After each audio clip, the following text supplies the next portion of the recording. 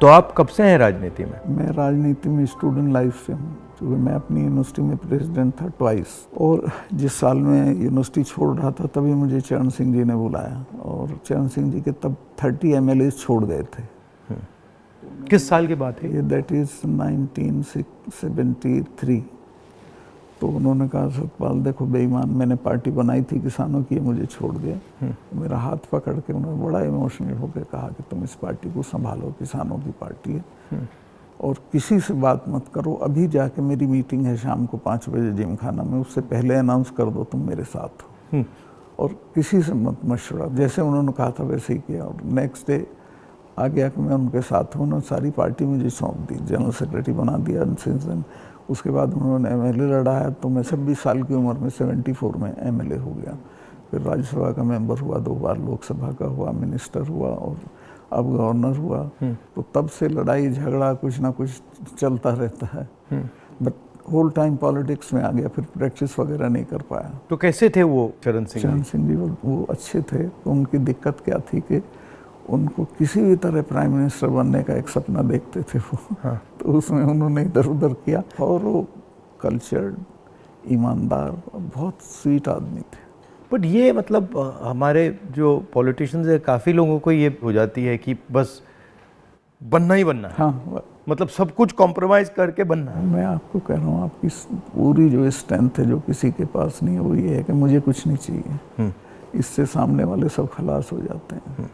But ये होता क्यों है कि मतलब इतनी मतलब इम्पेशंस हो जाती है कि बस हर हालत में ही, मतलब काफ़ी पॉलिटिशियंस ऐसे होते हैं। आज़ादी के फ़ौरन बाद तो राजनीति एक तरह से कर्तव्य था, और लोग करते थे उसको उस तरह। फिर ये प्रोफेशन हो गया, और अब ये बिजनेस हो गया है। आप जम्मू कश्मीर में जब थे जी, मतलब बड़ा कॉम्प्लिकेटेड टाइम था, बहुत कॉम्प्लिकेटेड। उसके बारे में आपकी क्या राय है? क्या मेरी ये राय है कि जम्मू कश्मीर को आप ज़बरदस्ती या फौज से ठीक नहीं रख सकते हैं। वहाँ के लोगों को जीत के आप कुछ भी कर सकते हैं, और वहाँ के लोग एमिएबल हैं। ऐसा नहीं कि इम्पॉसिबल है, मैंने तो देखा, मैंने उनको अपने साथ किया। आपने अंदर से डिटेल से देखा, सोल्यूशन वहाँ किस बेसिस पे आएगा? इमीडिएटली तो उनकी स्टेटहुड वापस करना चाहिए। उनको इतना 370 नहीं चुभा जितनी स्टेटहुड लेकर यूनियन टेरिटरी बनाना चुभा। और यूनियन टेरिटरी इन्होंने किस लिए बनाया, जो मुझे लगता है, मुझे नहीं बताई वो बात, इनको ये अंदाज़ा था कि पुलिस रिवोल्ट कर जाएगी, जबकि ऐसा नहीं था। पुलिस इतनी फेथफुली रही भारत सरकार के साथ कि ईद का महीना था, एक एक सिपाही ने छुट्टी भी नहीं मांगी, वहीं लाइन में रहे। तो एक तो स्टेटहुड और उनका प्रॉमिस भी है अमित शाह का हाउस में, उसको इमीडिएटली वापस करना चाहिए, और फिर इलेक्शन करा देने चाहिए। बट जब मैं जम्मू गया, ये जम्मू के लोगों को भी ये लगता है कि हमारा मतलब स्टेटहुड ले लिया। हाँ, उससे तो वो भी खुश नहीं है। सबसे ज़्यादा वही चीज़ चुभी है। तो ये मतलब कर क्यों नहीं रहे इसको? पता नहीं, मेरी बात हुई, मैंने कहा वापस कराइए, तो बोला कह दिया होगा, क्या जरूरी है वापस कराना, चल तो रहा है सब ठीक। कहाँ ठीक चला, सारी इंसर्जेंसी वापस आ गई है, टेररिस्ट एक्टिव हो गए। अब तो काफ़ी घटनाएं हो रही हैं। अब तो जगह जगह हो रही हैं। राजौरी में रोज़ होता है, ऊपर कश्मीर वैली में रोज़ कुछ ना कुछ होता है। आपकी क्या राय है उसके बारे में, पुलवामा के बारे में? पुलवामा के बारे में मैं ये तो नहीं कहता इन्होंने कराया, बट पुलवामा में इन्होंने उसको इग्नोर किया और पॉलिटिकल इस्तेमाल किया अपने लिए, क्योंकि उसमें इनकी स्पीचेस हैं जिसमें ये कहता है कि जब वोट देने जाओ तो पुलवामा की शहादत को याद रखना। जैसे ही मैंने पुलवामा के बारे में सुना, मुझे पता लगा कि हमारे जो शहीद हैं एयरपोर्ट आ रहे हैं जी, तो मैं सीधा एयरपोर्ट गया। हमारी सिक्योरिटी वालों ने मुझे कहा कि नहीं नहीं नहीं आप मत जाइए, मगर मैंने कहा मैं जा रहा हूँ। तो मैं एयरपोर्ट में चला गया, और एयरपोर्ट में उस टाइम मुझे कमरे में बंद कर दिया, और मुझे कहा कि देखिए आप कमरे से नहीं निकल सकते। मैंने कहा मतलब? तो उधर वो सब शहीद आए थे, वहाँ पे आर्मी के लोग थे, प्रधानमंत्री आ रहे थे, और मुझे मतलब लिटरली चाबी से बंद किया कि आप बाहर नहीं जा सकते। मैंने सिक्योरिटी वालों से बोला ये मतलब ऐसे कैसे कर सकते हैं, और फिर लड़के मैं वहाँ से निकला तो मुझे लग रहा था कि एक पूरा वहाँ पे शो सा क्रिएट हो रहा था। हाँ, वो था ही। वो प्रधानमंत्री को श्रीनगर जाना चाहिए था, राजनाथ सिंह आए थे, मैं था, हम लोगों ने श्रद्धांजलि दी थी। प्रधानमंत्री को उसी दिन जाना चाहिए था। नहीं, मगर मुझे उसमें क्या शौक लगा कि ऐसे लग रहा था कि एक कोई बड़ा इवेंट सा हो रहा है। ना इसके लिए और वहाँ पे प्रधानमंत्री आए हैं और ये पूरा मतलब जैसे देश को दिखा रहे हैं कि भैया देखो, काफ़ी डिस्टेस्टफुल सा था। जिस दिन ये हुआ तो ये नेशनल कॉर्बेट पार्क में शूटिंग करा रहा था अपनी, तो ये अवेलेबल, मैंने 3-4 बार कोशिश की, मिला ही नहीं मुझको। 5 या 6 बजे इसका फ़ोन आया, हाँ सतपाल भाई क्या हुआ? मैं कहा हमारे इतने लोग मर गए हैं और हमारी गलती से मरे। तो बोला नहीं नहीं चुप रहना, अभी कुछ नहीं बोलना इस पर। फिर 1 घंटे बाद ये डोभाल जो मेरा क्लास फेलो रहा लॉ में मेरठ में, तो इसका फ़ोन आया, सतपाल भाई आप बोल दी। मैं 2 चैनल को बोल चुका था ये बात, तो इन्होंने कहा नहीं नहीं कुछ नहीं बोलना है इस पर। मैं कहा ठीक है, मैं समझा कुछ जांच वाँच कराएंगे, उस पर असर पड़ेगा। कुछ भी नहीं। तीसरे दिन इनका आ गया कि ये पुलवामा की शहादत को याद रखो और अब हम बालाकोट करेंगे, ये करेंगे, वो करेंगे। और अभी तक उसमें कुछ नहीं हुआ? कुछ नहीं, करना भी नहीं है इसको। पुलवामा के शहीद जिस तरह हुए थे इसलिए हुए कि उन्होंने 5 एयरक्राफ्ट मांगे थे। अगर वो मेरे से मांग लेते तो मैं इमीडिएटली कर देता। मैं तो वहाँ स्टूडेंट्स जब जम्मू में फंस जाते थे बर्फ में, उनको एयरक्राफ्ट से, क्योंकि दिल्ली में एयरक्राफ्ट इमीडिएटली मिलता है किराए पे। 4 महीने तक एप्लीकेशन उनकी पड़ी रही होम मिनिस्ट्री में, और 4 महीने बाद वो खारिज कर दी कि नहीं देंगे। तब वो सड़क से चले। इतना बड़ा, मतलब 4 महीने के लिए वो चले ही नहीं? चले ही नहीं, इसलिए कि वो सड़क से चलना बिल्कुल इनसिक्योर होता है, वो उनके उसमें नहीं है सिस्टम में। 5 जहाज मांगे थे उन्होंने, वो नहीं दिए। 4 महीने तक लटकाए रखे। और तो 4 महीने के लिए क्या होल्ड पे थे? क्या होल्ड पे थे? सब मेरे सामने नहीं आई। अगर मेरे सामने आई होती तो मैं उसमें कुछ करता। That was between CRP and home ministry. लेकिन ये थी कि अटैक हो सकता है। इसके अलावा वो जो गाड़ी टकराई थी वो 10 दिन से घूम रही थी वहाँ, पूरा आप समझिए कि भरी हुई विस्फोटक से। वो कैसे, मतलब इतना एक्सप्लोसिवली कैसे, मतलब ऐसे घूम रही थी? सिस्टम नहीं था ठीक से। और जब मैं गया हूँ फिर पुलवामा होने के बाद, तो जो 10 किलोमीटर का स्ट्रेच है उसमें लगभग 8-10 लिंक रोड मिलती हैं। एक भी सैनिटाइज नहीं थी उस दिन। बल्कि हम तो जब अपनी पुलिस को भेजते थे कश्मीर की, तो पूरी रोड पे सिविल ट्रैफिक बिल्कुल रोक देते थे, सैनिटाइज कर देते थे, तब भेजते थे। ना हाईवे सैनिटाइज था, ना वो लिंक रोड। और लिंक रोड जहाँ हाईवे में मिलती है वहाँ रिवाज ये है कि वहाँ एक जिप्सी खड़ी होनी चाहिए जो उसे रोक दे कि नहीं भाई ये काफिला चला जाए सीआरपी का, तब जाना। ब्लॉक कर कुछ नहीं था, there was nothing like that. तो जब आप वहाँ गए, जैसे पॉलिटिक्स में हम ऐसी घटनाओं में जाते हैं, तो जब हम कहीं पहले पहुँचते हैं कोई माइंड में कोई फीलिंग आती है, तो इसमें आपकी क्या फीलिंग आई थी जब आप पहली बार वहाँ गए? आप मेरा यकीन करेंगे, आई वॉज इन टीयर्स। और मैंने इसको फ़ोन किया, मुझे नहीं मिला। जब 5 बजे मेरी बात हुई तो मैंने कहा हमारी गलती से हुआ ये। तो बोला नहीं नहीं इस पर आपको चुप रहना है। मैं चाहता था कि कुछ सर इसमें कटने चाहिए जिनकी जिम्मेवारी थी। कुछ भी नहीं, किसी का नहीं, कुछ नहीं हुआ। उसको इलेक्शन के लिए यूज़ करना चाहते थे कि ये पाकिस्तान ने किया, हमारे जवान मारे और अब हम हराएंगे। भारत जोड़ो यात्रा में हम वहीं से निकले, एक्चुअली साइट से निकले, पुलवामा से। तो मुझे ये लग रहा था कि जो आपने बोला कि ऐसी जगह पे, स्ट्रेटेजिक जगह पे इतना एक्सप्लोसिव कहाँ से आ गया, कैसे आया, वो मेरे दिमाग में क्वेश्चन था। सारा पाकिस्तान से आया था, बट इतना 600-300 किलो। हाँ, ये बॉर्डर तो हमारा पोरस है, और ये इतना एक्सप्लोसिव इंडिजिनसली प्रोक्योर करते तो वो बात फैल जाती। ये 10-12 क्विंटल तो आया हुआ था, उसमें से ये गाड़ी पूरी भरी थी एक्सप्लोसिव से। और बताया मुझे जब मैं गया कि साहब ये तो 10-12 दिन से घूम रही थी गाड़ी। जो गाड़ी चला रहा था उसका भी, मालिक का, दोनों का टेररिस्ट रिकॉर्ड था। दोनों कई बार गिरफ्तार हो लिए थे, फिर छूट गए थे, फिर गिरफ्तार हुए थे, फिर छूट गए थे। अच्छा, तो उन पर कोई निगाह नहीं थी इंटेलिजेंस एजेंसीज की। यहाँ मीडिया में, मतलब मैं देख रहा था, यहाँ पे इतना बड़ा कास्ट सेंसस का मुद्दा है, बट अब आजकल बस इजराइल कास्ट सेंसस को नहीं दिखा। मतलब जो चाहे वो अदानी हो, चाहे वो कास्ट सेंसस हो, जो ज़रूरी बातें हैं उसका कुछ नहीं होगा, मगर इजराइल हो, बॉलीवुड हो, क्रिकेट हो, उस पर चलते जाएंगे। अदानी तो आपने इसके चिपका दिया, वो तो छूटेगा नहीं। गांव-गांव चला गया अदानी का। और लोग ये कहते हैं अदानी के यहाँ इसी का रुपया है। हाँ, वो 20,000 का आपने उठाया था, 20,000 का। इतना बड़ा इन्वेस्टमेंट कहाँ से आएगा? कल ही एक स्टोरी आई है कि ये कोयले के प्राइस इन्फ्लेट कर रहा है। वहाँ से इंडोनेशिया से कोयला नाव में जाता है और यहाँ पहुँचते उसकी प्राइस इन्फ्लेट हो जाती है, और फिर लोगों को बिजली के लिए ज़्यादा रेट देना पड़ता है, मगर वो भी मीडिया ने कहीं नहीं उठाया। मुझे खबर ये दी गई कि जिस दिन मैं ये करण थापर का इंटरव्यू किया, इन्होंने बुला के सब चैनल्स को कहा कि खबरदार कोई रिपोर्टिंग नहीं होगी, और अतीक अहमद का केस हो गया और उसको 10 दिन तक हेडलाइन। मैंने वो देखा, मैंने अपनी बहन से कहा कि ये जो आपने पुलवामा की बात की है, इसके कारण ये किया गया है, हाँ, टोटल डिस्ट्रैक्ट करने के लिए। मैंने नोटिस किया जब आपने पुलवामा की बात की तो ये सब डर गए थे, लेकिन अतीक अहमद ने उसको 10 दिन तक खत्म कर दिया, ओवरशैडो कर दिया। बिल्कुल। भारत जोड़ो यात्रा में मुझे एक बात समझ आई कि कितना भी मीडिया पे कंट्रोल हो, अगर आदमी डायरेक्ट जनता के पास जाता है, हाँ, तो फिर कोई नहीं, तो नहीं चलता। जनता ओनली आंसर है, जनता के पास जाना। और अगर आप जनता के पास जाते हैं तो बहुत जल्दी जनता को बात समझ आ जाती है, वो टाइम नहीं लगता। नहीं, जनता तो अवेयर है देश में, ऐसा नहीं उन्हें मालूम नहीं है, बट उन पे कोई प्लेटफॉर्म नहीं है, कहाँ कहें, किसको कहें। उनके रिप्रेजेंटेटिव भी ऐसे ही गए गुजरे हैं सब।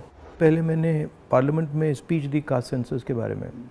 जब मैं इसकी रिसर्च कर रहा था, मैंने देखा कि हमारे सब इंस्टीट्यूशंस में, चाहे वो मीडिया हो, ब्यूरोक्रेसी हो, जो ओबीसी वर्ग है, जो दलित वर्ग है, जो ट्राइबल वर्ग है, उनका कोई रिप्रेजेंटेशन नहीं है। मतलब आप बिलीव नहीं कर सकते, मीडिया में चाहे आप सबसे बड़े मीडिया हाउसेस देख लीजिए या सारे जो एंकर्स हैं, सारे रिपोर्टर्स देख लीजिए, इसमें एक ओबीसी नहीं है, एक दलित नहीं है, एक ट्राइबल नहीं है।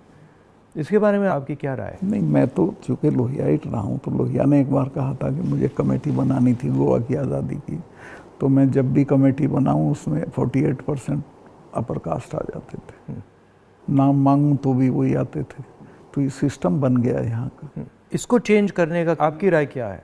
एक तो इसको कंपलसरी करना पड़ेगा, भाई इतने % हो, जैसे नौकरियों में हो गया उस तरह से, और दूसरे उन वर्गों में थोड़ा चेतना बढ़ानी पड़ेगी, भाई तुम इन पेशों में आओ। बट इसमें इंटरेस्टिंग बात यह है कि जो स्थिति है एक्चुअली इंस्टीट्यूशनल स्ट्रक्चर में हिंदुस्तान में, उसके डिटेल्स ओबीसी वर्ग को भी नहीं मालूम, दलित वर्ग को भी नहीं मालूम। आपने थोड़ा, मतलब मैंने तो थोड़ा सा छुआ है, बट एक्चुअली किसी को नहीं मालूम, पता ही नहीं है। सही कह रहे हैं। क्यों? क्योंकि पूरा जो इन्फॉर्मेशन का सिस्टम है उसमें कोई ओबीसी नहीं है, कोई दलित नहीं है, कोई ट्राइबल, वो भी उन्हीं के हाथ में है। तो एक प्रकार से लाउड स्पीकर ऑन कर देते हैं और इतना लाउड करते हैं कि कोई कुछ बोल नहीं सकता है। जैसे आपने पुलवामा की बात की, कास्ट सेंसस की बात की, अदानी की बात की, बस loudspeaker, Modi ji loudspeaker on कर देते हैं और जितना चिल्लाना चाहो चिल्लाओ, कुछ नहीं होता। कुछ दिन पहले मैं दिल्ली में 3-4 घंटे बढ़इयों के साथ काम किया, तो वो मुझे बता रहे थे कि हम सोफ़ा बनाते हैं, चेयर बनाते हैं, टेबल बनाते हैं, मगर जिस शोरूम में वो बिकता है उसमें हम जा नहीं सकते। मतलब काम हमारा, मेहनत हमारी, मगर फल हमारा नहीं। और कितना गुना एनहांस करके पैसा लेते हैं उसका। इनको तो कुछ मिलता नहीं गरीबों को। ये बहुत ही एक्सप्लॉयटेटिव सिस्टम है। तो अगर आप जीएसटी देखें, जीएसटी भी इनडायरेक्ट टैक्स है, उसमें छोटे व्यापारी, किसान, मजदूर वो टैक्स भरते हैं। डिमोनेटाइजेशन भी उनके खिलाफ हथियार था। किसान आंदोलन में तो आपने काफ़ी कमेंट किया है, वो भी मतलब उनके घर में से पैसा निकालने का तरीका था। नहीं, वो तो इनका मैं बताता हूँ, अगर आप नहीं हटाओगे इस बार तो खेती को तो ये पूरी तरह खत्म, मतलब किसान छोड़ के भाग जाएगा और ये कॉरपोरेट को दे देंगे। इनका ये इरादा है। मैं तो खेती करता था। मेरे गांव में पूरी यूपी की सबसे बड़ी काश्त थी। एक हमारे चाचा थे, उनके पास 2500 बीघा ज़मीन थी। और आज मैं जाता हूँ तो सब के लड़के शहर में आ गए हैं, क्योंकि एजुकेशन नहीं है, हेल्थ सर्विसेज नहीं है और सिक्योरिटी नहीं है, तो वो बटाईदार को देके वो धीरे धीरे ख़त्म हो जाएगी खेती। खेती को ख़त्म करेंगे, फौज ख़त्म करी दी से ये ला के अग्निवीर में कौन इतने से अरसे के लिए अपनी जान देगा।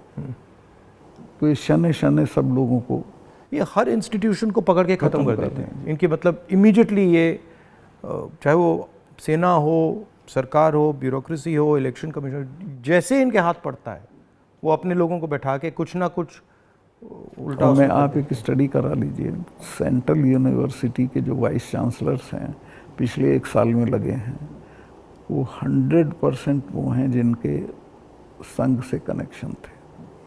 उसके बिना आप कोई नौकरी नहीं पा सकते हैं आज, और सेंट्रल यूनिवर्सिटी की तो बिल्कुल नहीं पा सकते हैं। जो इंटर कॉलेज के प्रिंसिपल होने लायक भी नहीं थे वो वीसी लगे हुए हैं सब जगह। मतलब इनका शिक्षा का सिस्टम नहीं रहा, कंट्रोल का, माइंड कंट्रोल का सिस्टम बनाने की कोशिश। आपके मुताबिक इम्प्रूवमेंट लाने का क्या तरीका है?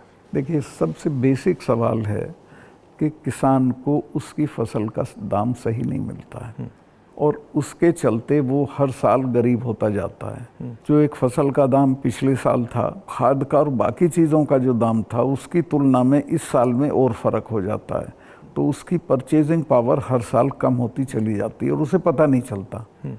ही डजंट नो कि मैं गरीब हो रहा हूँ, लेकिन वो गरीब हो जाता है क्योंकि उसके जितना एक मन गेहूं में पिछले साल खाद खरीद सकता था, इस साल नहीं खरीद सकता, इस साल ज़्यादा गेहूं देना पड़ेगा। तो वो जो उसकी परचेजिंग पावर कम होती है उसको एहसास ही नहीं है, पता भी नहीं चलता है। तो वो तो मैंने देखा, जब पब्लिक मीटिंग्स में बताते तो कहते हैं हमें तो पता ही नहीं था ये। मैं कहा भाई तुम्हें पता ही नहीं, तुम गरीब हो रहे हो। तो उन्हें सुन के बुरा लगता है। फिर मैं समझाता हूँ, बताओ पिछले साल इतने गन्ने में कितना सामान खरीदते थे, इस साल कितना खरीदते हो। तो सबसे पहले है कि जो पैरिटी ये है एमएसपी इसको लागू करना चाहिए। एमएसपी में ये नहीं कि सरकार सारी फसलों का एमएसपी दे, लेकिन एमएसपी करने से बाज़ार गिरेगा नहीं। और एमएसपी है इसलिए कि बाज़ार एक ख़ास जो आपने दाम तय किया उससे नीचे गिरेगा तो सरकार इंटरवीन करेगी। और ये पंडित जी के ज़माने से जो नागपुर सम्मेलन में जवाहरलाल जी ने कराया था ये कि हम इंटरवीन करेंगे और ख़रीद लेंगे। तो एमएसपी का लागू होना बहुत ज़रूरी है। और एमएसपी पे इन्होंने किसानों से धोखा किया। जब किसान कानून वापस लिए तो कहा था हम एमएसपी करेंगे, और आज तक नहीं किया। वो क्यों नहीं किया? क्योंकि अडानी ने बड़े बड़े गोदाम बना दिए, फसलें एक दाम पे खरीद ली, अगले साल उनके दाम बढ़ जाएंगे, वो बेचेगा। एमएसपी होगा तो किसान इनको सस्ते दाम पे नहीं देगा। तो एमएसपी का होना सबसे ज़्यादा ज़रूरी है। फिर जो उसके लिए आप खाद, बिजली, पानी जो भी सरकार देती है उसके दामों पे कंट्रोल करना पड़ेगा, वो बेतहाशा ना हो, ताकि वो जो मैंने बताया जो फ़र्क रहता है खरीद बेच का वो ना हो। जो आप कह रहे थे, ये जो अदानी जी हैं, इन्होंने पूरा जो स्टोरेज का इंफ्रास्ट्रक्चर है अपने हाथों में ले लिया है। इसका इफ़ेक्ट मैंने जम्मू कश्मीर में देखा, इसका इफ़ेक्ट हिमाचल में दिखता है, अलग अलग स्टेट्स में, हरियाणा, पंजाब में। हरियाणा में तो पानीपत में बड़े बड़े गोदाम बना दिए। तो पूरा मतलब इस जो स्टोरेज का इंफ्रास्ट्रक्चर ये कैप्चर कर लिया है। तो फिर जब भी ये प्राइसेस को मतलब ऊपर नीचे फाइन ट्यून करना चाहते हैं, कर देते हैं, तो ये किसानों को मतलब नुकसान, डायरेक्ट नुकसान पहुंचाते हैं। जब तक इनके खिलाफ हल्ला बोल नहीं होगा तब तक सुधरेंगे नहीं, या फिर सरकार बदल जाए। अभी तो इन्हें टोटल प्रोटेक्शन है। मगर मैंने देखा है कि जनरली सरकारों के पास जो किसान का जो स्टोरेज की कैपेबिलिटी होती है उसके बारे में सरकारें ज़्यादा नहीं सोचती हैं। वो ज़्यादा नहीं, बिल्कुल नहीं सोचती। आप नॉर्थ ईस्ट में भी थे? हाँ, मेघालय में। वो मुझे पनिशमेंट पोस्टिंग दी गई थी गोवा के बाद, क्योंकि गोवा में मैंने करप्शन के बारे में बहुत बोला था। लेकिन वो अच्छी गोवा से हटा दिया गया। हाँ, गोवा से हटा के नॉर्थ ईस्ट भेज दिया गया था।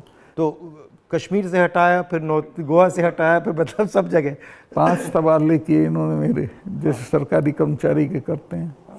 तो नॉर्थ ईस्ट बेटर था, वहाँ 12 ज़िले थे, गोवा में 2 ज़िले थे। और मेघालय बहुत अच्छी जगह है, कोई झगड़े टंटे की नहीं है, रिलैक्स लोग हैं। जी हाँ, रिलैक्स अच्छे लोग हैं। संगमा साहब का लड़का चीफ मिनिस्टर था, तो उससे बहुत बढ़िया रिलेशनशिप रही, कोई दिक्कत नहीं हुई मुझे। तो मणिपुर के बारे में क्या राय है आपकी? वहाँ मतलब पूरा फेल्योर है सरकार की। चीफ मिनिस्टर जा नहीं सकता, कुछ कर नहीं सकता, लेकिन उसको अभी तक हटा नहीं रहे हैं। ये जम्मू एंड कश्मीर का भी ऐसे ही प्रयोग करते हैं, पंजाब का भी ऐसे ही प्रयोग करते हैं, मणिपुर का भी ऐसे ही प्रयोग करते हैं। मैं गया मणिपुर में, वहाँ जो आप कह रहे हैं बिल्कुल सही है, वहाँ कोई कंट्रोल नहीं था। पूरी क्राउड निकल आई थी। आप कोई कंट्रोल ही नहीं था, मतलब बिल्कुल एक स्टेट बचा ही नहीं है, 2 स्टेट बन गए हैं, एक इस तरफ और दूसरा दूसरी तरफ। नॉर्थ ईस्ट सेटल्ड था, इन्होंने डिस्टर्ब कर दिया। सब जगह ये कुछ ना कुछ मतलब अपना करते रहते हैं। और 6 महीने की बात है, मैं लिख के दे रहा हूँ, बिल्कुल नहीं आएंगे पावर में। नहीं, एक्चुअली अगर ज़मीन पे जाएं तो बहुत नफ़रत है लोगों, बहुत शदीद, पूछिए मत आप। मुझे लगता है कि हिंदुस्तान की राजनीति में आज दो विचारधाराओं की लड़ाई है, एक आरएसएस गांधी वाली, एक आरएसएस और एक गांधी वाली, और दोनों एक प्रकार से हिंदुइज्म के एक्सप्रेशन हैं। दोनों एक विजन है हिंदुइज्म का, एक अहिंसा का, एक भाईचारे का, और दूसरा जो आरएसएस का, जिसको मैं डिस्टॉर्टेड विजन कहता हूँ, वो नफ़रत का, हिंसा का।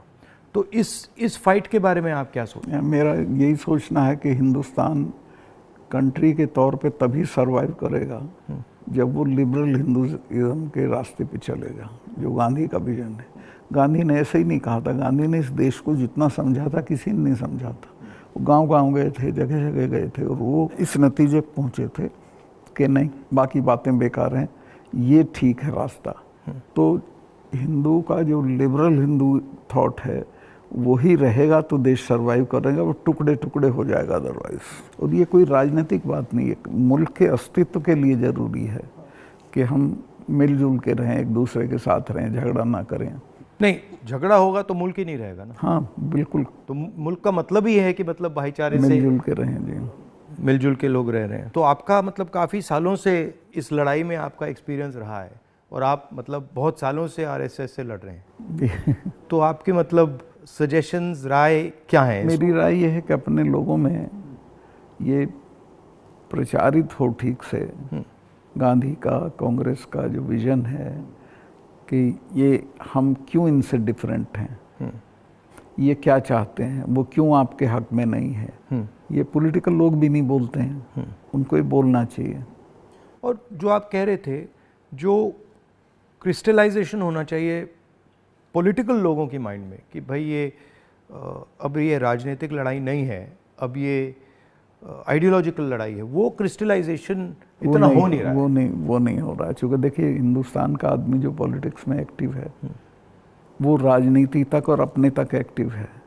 वो एक तो पहले तो देश के बारे में उस तरह नहीं सोचता जैसे सोचना चाहिए, और वो जो ब्रॉडर इश्यूज़ हैं उन पे राय नहीं बनाता है, राय जाहिर नहीं करता है, उस पर खड़ा नहीं होता है। तो वो हम पॉलिटिकल लोगों को करना पड़ेगा।